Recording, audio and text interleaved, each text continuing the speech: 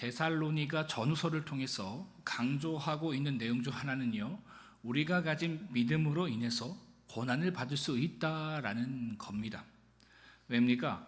우리가 가진 이 믿음 안에는 하나님이 주신 영원한 생명과 능력이 있기 때문이죠. 그래서 악한 마귀 사단이 우리가 가진 이 믿음을 빼앗기 위해서 세상의 유혹과 고난을 통해 믿는 자들을 시험하고 대적한다라는 겁니다. 그래서 우리가 오해를 하면 안 되는 것은 내가 신앙생활을 잘하고 좋은 믿음을 가지게 되면 나의 삶 가운데에 그 어떤 고난도 없을 것이야, 그러한 오해를 가지면 안 된다라는 것이죠. 아닙니다.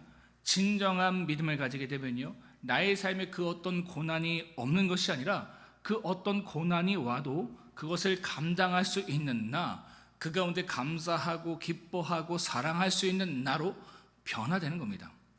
그래서 믿는 자들은요, 이 땅에서 주어지는 유혹과 고난 속에서도 그 자신의 시선과 마음을 빼앗기지 않습니다.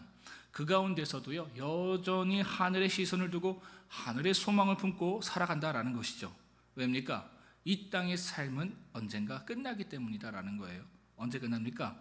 부활하신 주님이 이 땅에 재림하시는 날에, 또한 우리가 이 땅을 떠나 주님이 계신 곳으로 가는 그날에 끝난다라는 것이죠. 그런데 문제는요, 그날이 언제 올지 아무도 모른다라는 겁니다.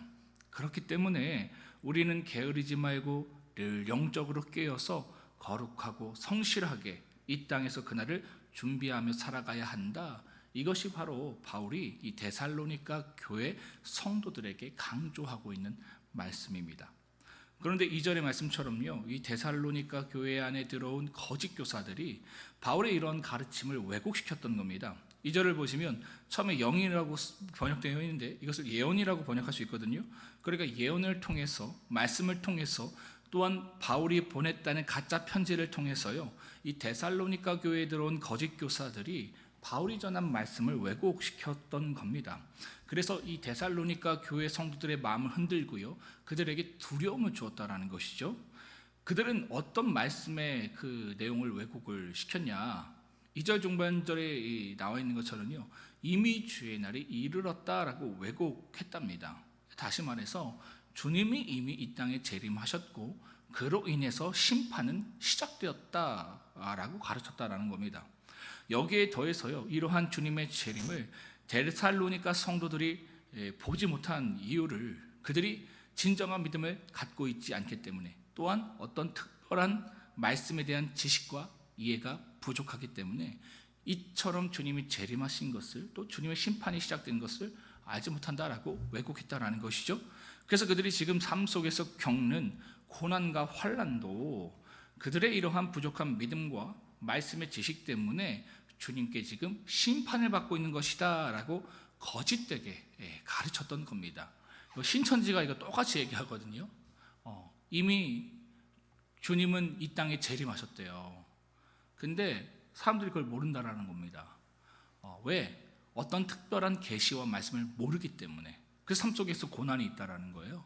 그 특별한 계시와 그 말씀은 뭐냐면 바로 이만희 씨가 그 재림 예수라는 겁니다. 그것을 알지 못하니까 이 삶 가운데 이 고난이 있는 것이다. 근데 그것을 알면 구원을 받는다라는 거예요. 그리고 이 땅에 지상 그 낙원이 이루어진다라는 겁니다. 14만 4천 명이 모이게 되면, 그 지식을 아는 14만 4천 명이 모이게 되면 이 땅 가운데 지상이, 이 낙원이 이루어진다. 근데 14만 4천 넘었을까요? 안 넘었을까요? 넘었어요. 그러니까 뭐라고 얘기하냐면 진정한 그 14만 4천이 모였을 때에 이 땅의 지상 낙원이 이루어진다. 이렇게 지금 나가죠. 이단의 수법이 다 이래요. 근데 이게 언제부터 되어진 거라고요? 벌써 이 데살로니가 교회 안에 이 똑같은 거짓 가르침이 이루어졌다라는 것이죠. 그래서 바울은요, 3절 말씀처럼 이런 거짓 가르침에 미혹되지 말라고 권면한 후에 다시 한번 주님의 재림에 대한 올바른 지식을 이 데살로니가 성도들에게 바로잡아 줍니다. 우리도 이걸 잘 기억해야 되는 거예요. 너무나도 미혹되는 그 시간들이 많기 때문에, 내용들이 많기 때문에 여러분 이 내용들을 한번 잘 기억하시길 바랍니다. 먼저는 우리가 지금 당하는 고난과 환난은 우리에게 믿음이 없거나 어떤 특별한 계시나 말씀을 몰라서가 아니라 믿음이 있으면 자연스럽게 이 땅에서 주어지는 것이다 라는 겁니다. 그러나 이 사실을 받아들이지 못하고 고난 때문에 믿음을 버리고 떠나가는 배교가 이 땅 가운데에 일어나게 될 것이다 라는 것이죠. 그와 더불어 4절의 말씀처럼요, 이러한 배교를 더욱더 심화시키게 하는 이 대적자가 이 땅에 출몰할 것이다 라는 겁니다. 여기서 이 대적자는요, 한 개인이 될 수도 있고 어떤 단체가 될 수 있고 어떤 국가가 될 수 있고 또 어떤 종교가 될 수 있고 세상의 가치가 될 수 있고 문화가 될 수 있고 사상도 될 수 있습니다. 이게 모든 것들을 다 아우르고 있는 거예요. 무엇이 되었든 간에 그는 혹은 그것은 구전의 말씀처럼 능력과 표적과 기적을 통해서 마치 자신이 하나님과 같은 힘과 능력을 가진 것처럼 믿는 자들을 미혹할 것이고, 안타깝게도요 10절의 말씀처럼 많은 믿는 자들이 여기에 미혹된답니다. 그래서 신앙을 버리고 나아간다라는 거예요. 그래서 구원함을 얻지 못한다라는 것이죠. 이처럼 미혹된 이들은 어떤 이들일까요? 먼저는요, 처음부터 믿지 않은 사람들입니다. 그러니까 겉으로는요 교회를 다니고 신앙생활을 했지만 사실은 믿은 척 구원받은 척을 했던 가짜 신앙인들이 이처럼 미혹된다라는 것이죠.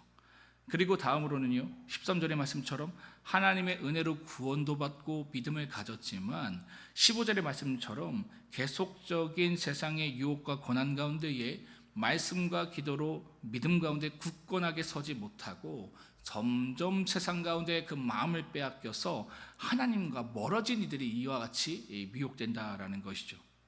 그러니까 이처럼 이 땅에 미혹과 핍박이 가득하고 그로 인해서 교회가 더는 소망이 없어 보여서 배교하는 이들이, 신앙을 떠나가는 이들이 많아질 때에 그때 주님이 이 땅에 오심을 바울은 말하고 있는 겁니다. 고로 지금은 아직 거짓 교사들의 가르침처럼 재림의 때가 아니다라는 겁니다. 또한 그날이 언제 될지 모르니까 깨어 준비하라 바울은 권면하고 있는 거예요. 어떻게 준비해야 하는가? 15절의 말씀처럼 날마다 말씀과 기도로 믿음을 굳건하게 지키고, 그로 인해서 16절의 말씀과 같이요 하나님이 주시는 영원한 위로와 소망과 은혜 가운데 머물면서 주님이 오실 그 날을, 주님께 가게 될 그 날을 깨어 준비해라 라는 겁니다. 제가 저번 시간에도 말씀드렸죠. 여러분, 노후 준비보다 더 중요한 것이 뭐라고요? 사후 준비요. 사후 준비. 이 땅을 어떻게 떠나갈 것인가 준비해야 돼요. 이게 참 중요하다라는 것이죠. 오늘 우리가 이 새벽 기도에 나와서, 참 밖에 비가 오더라고요. 비가 막 많이 오는데 이게 비가 옴에도 불구하고 새벽 기도에 나와서 말씀과 기도로 오늘처럼 하나님 앞에 나아가는 것처럼, 또한 오늘도 출근하는 버스와 전철 안에서 치열하게 말씀과 기도로 하루를 시작하는 것처럼 이처럼 늘 깨어서 그날을 믿음으로 준비하라라는 겁니다. 사랑하는 성도 여러분, 오늘도 우리가 가진 믿음과 생명 까닭에 삶 속에서 고난과 핍박과 손해를 당할 수 있습니다. 이거 잘 기억하세요. 믿음을 가진다고 해서 우리에게서 고난이 떠나가는 것이 아닙니다. 그 고난을 감당할 수 있는 겁니다. 그러나 여러분, 그 믿음의 길을 포기하지 마시길 바랍니다. 내가 믿음 가져서 잘 되면 너무 행복하거든요. 신나요. 근데 믿음 가져서 고난 당하면 믿음의 가치를 잃어버립니다. 내가 왜 신앙생활을 해야 되지? 그래서 믿음의 길을 다 포기하게 되어 있어요. 근데 언제 그런다고요? 마지막 날에 그와 같은 일들이 일어난다고요. 믿음 가져도 아무 소용없네. 믿음 가져봤자 아무 소용없네. 그래서 교회를 떠나는 일이 많아질 때 그때 주님이 오신다라는 것, 이것을 기억하시길 바랍니다. 여러분, 그럼에도 불구하고 우리는요 믿음의 길을 포기하지 말아야 한다는 것이죠. 왜냐하면 끝까지 믿음을 지키는 자에게 하나님께서는 영광의 면류관, 생명의 면류관을 주시기 때문입니다. 여러분, 현재의 고난은요 장차 우리에게 나타날 영광과 비교할 수 없음을 믿으시길 바랍니다. 그러므로 오늘도 고난 속에서도 말씀을 붙들고 환난 속에서도 기도로 서가며 믿음의 길을 끝까지 걸어가시길 주님의 이름으로 축복합니다. 이러한 말씀을 생각하시면서 데살로니가 후서 2장을 다 함께 합독하도록 하겠습니다. 데살로니가 후서 2장입니다. 시작. 형제들아, 우리가 너희에게 구하는 것은 우리 주 예수 그리스도의 강림하심과 우리가 그 앞에 모임에 관하여 영어로나 또는 말로나 또는 우리에게 받았다는 편지로나 주의 날이 이르렀다고 해서 쉽게 마음이 흔들리거나 두려워하거나 하지 말아야 한다는 것이라. 누가 어떻게 하여도 너희가 미혹되지 말라.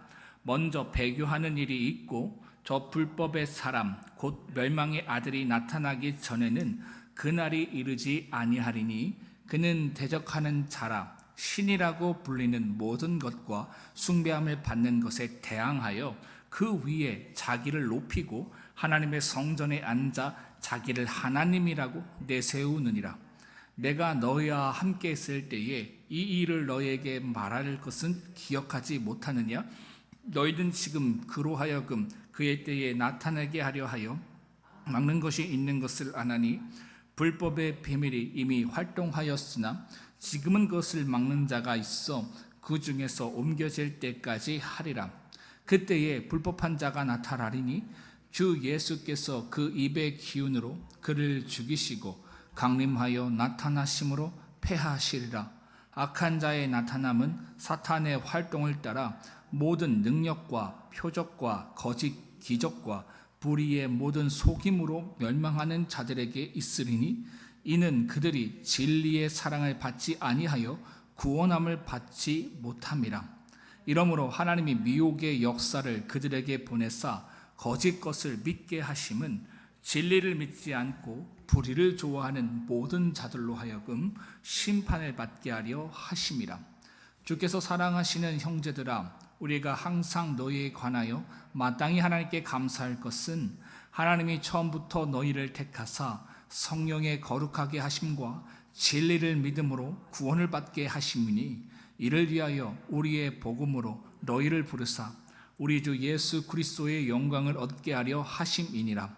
그러므로 형제들아, 굳건하게 서서 말로나 우리의 편지로 가르침을 받은 전통을 지키라. 우리 주 예수 그리스도와 우리를 사랑하시고 영원한 위로와 좋은 소망을 은혜로 주신 하나님 우리 아버지께서 너희 마음을 위로하시고 모든 선한 일과 말에 굳건하게 하시기를 원하노라. 아멘.